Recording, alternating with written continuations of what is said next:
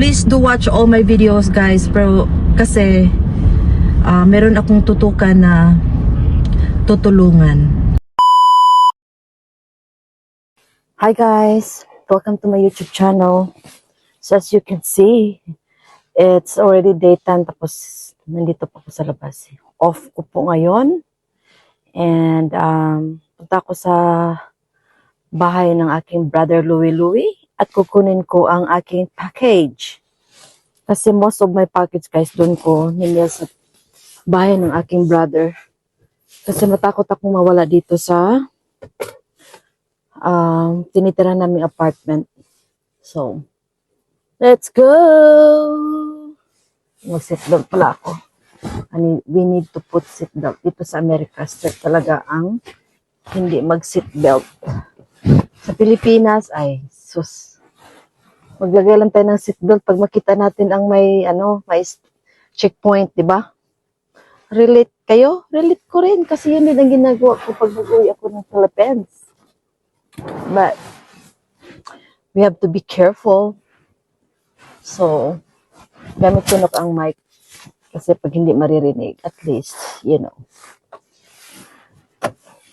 So, ganito ang hindi ako masyadong magpupunta ngayon. Hindi na din ako magbili ng makakain.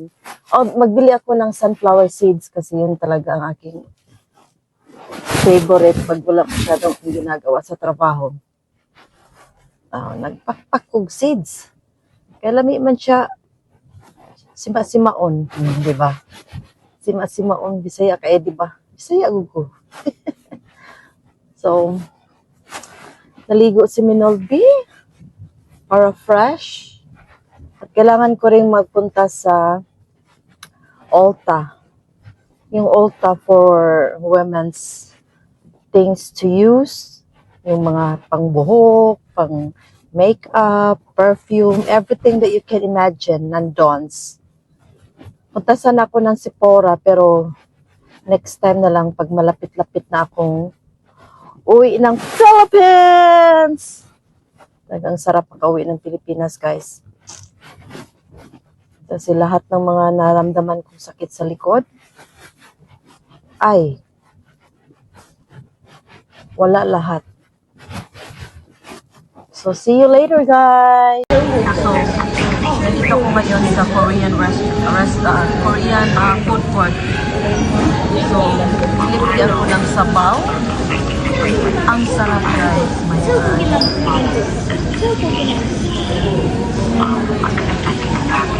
Dahil while nag-video ko sa mga anak natin. Nagtuon siya guys. Exam na niya. So, ako kabalanggang guys. So,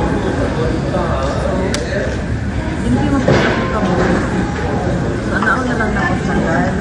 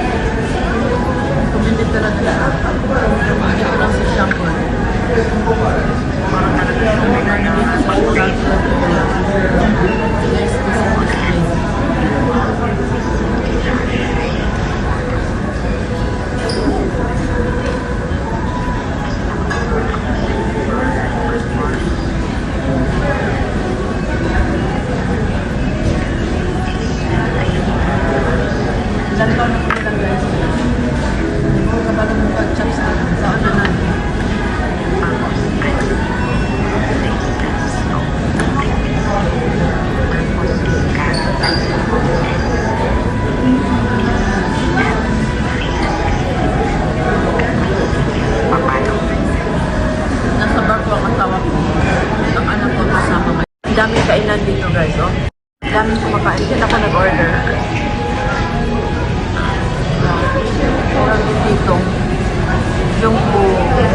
Yung buwang mando.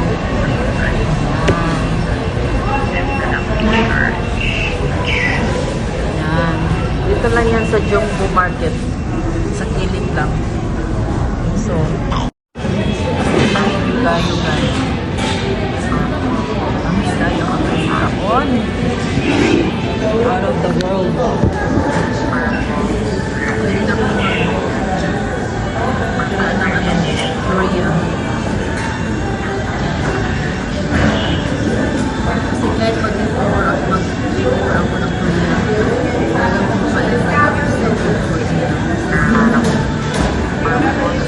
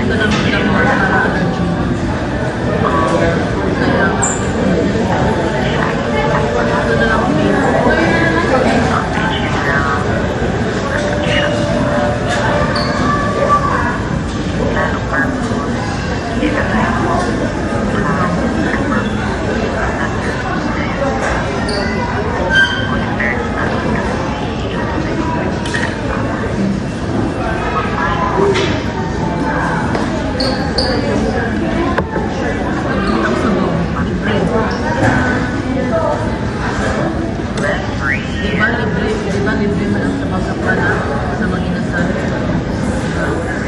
Tama lang ko na ang flavor.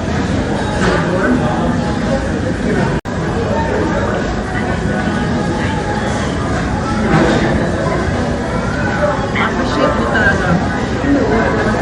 Voy a pedir acá la sopa y la compartimos las veces. Grabe talaga nilimin ako sa like. ¿Quieres ver ahí?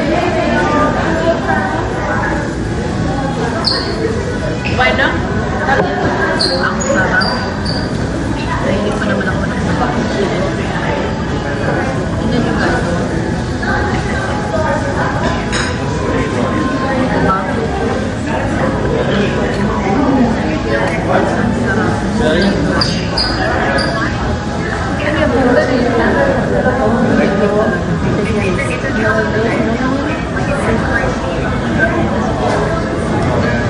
Diba? ¿no venden en diferentes tamaños?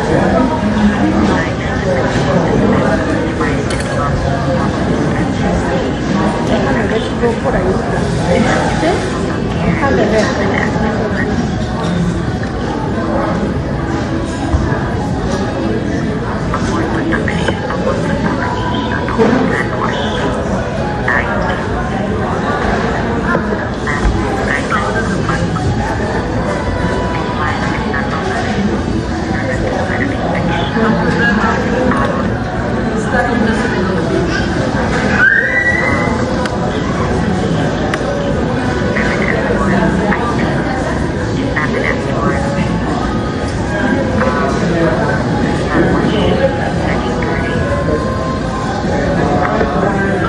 Sure, if you're gonna be mint.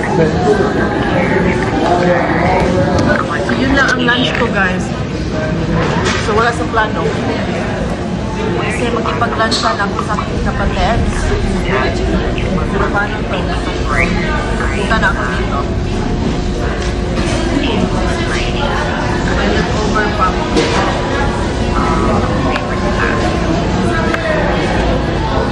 Continue ko po yung video ko sa market. Korean store. Ito na tayo sa Korean grocery. So, magbili tayo ng kung ano-ano. Hindi na balik-balikan, guys. Sunflower seeds. Yan. Lagi kong yan ang kinakain ko pag nakaupo ako sa trabaho. So, bili ako ng 6. So, ang binibili ko lagi. Tapos, bilisan ako ng mangga. Pero tingnan yung kulubot ng mangga nila. Oh.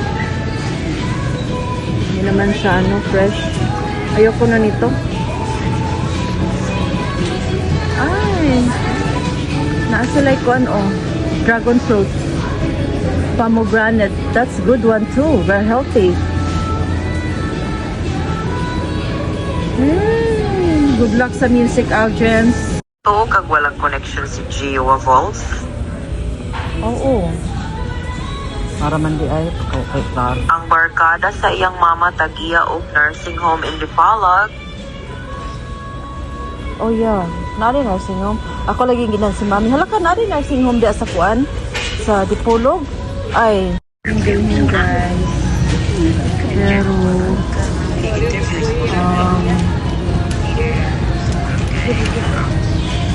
meron silang drinks na organic Korean pear juice. Wow! Organic pa dito.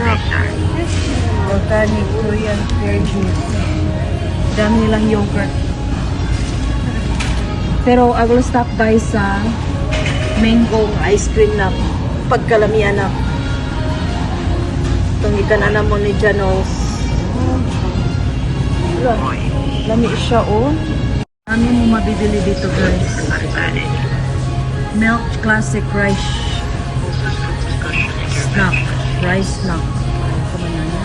Stop! Trader's Joe's. Ewan ko kung bakit sumikat tong tote bag. I don't know kung meron pang tote bag or will be lucky og naa pa. Makapalit pa. Pero wala tayong magawa. That's the problems. That's the reality in life. Pag hindi para sa atin, hindi talaga para sa atin. So, tingnan natin kung meron pang tote bag ang Trader's Joe's. At meron pang pera sa store. Wala problema. Wala mang tote bag guys.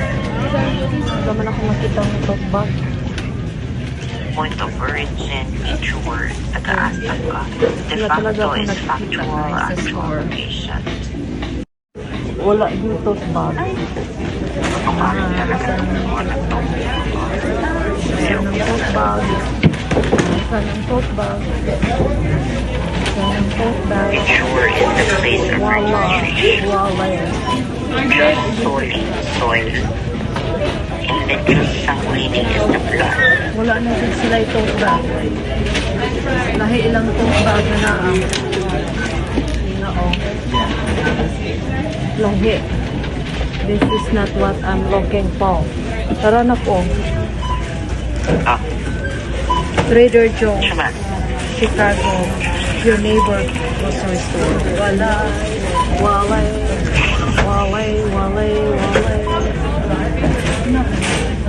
Wala here. We're not lucky today. Ano na talaga guys, wala akong makikitang Trader's Joe's na tote bag. Traders na Joe's pa. Wa jud kay swerte. Di ko din naman alam na sumikat yung ganon.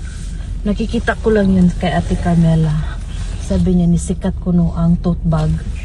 Siguro na ay artista or sikat nga ni gamit, ni dala og tote bag. So, people kung anda yun, they would consider buying na barata raman ang tote bag unta pero unya kay nisikat siya mahal naman kuno kayo sa eBay, Amazon pero wala na ko'y makita nga tote bag Kinuo ko yan. Huna-huna po na ako. 13 ang naghahanan akong bag. Nagayon ako magamit ang akong mga bag, tote bag, or whatever bag is that. So, kung uso, sabay lang ta sa uso, di ba? So ngayon, punta tayo sa Barnes and sa kuanday ta mo stop sa Ulta.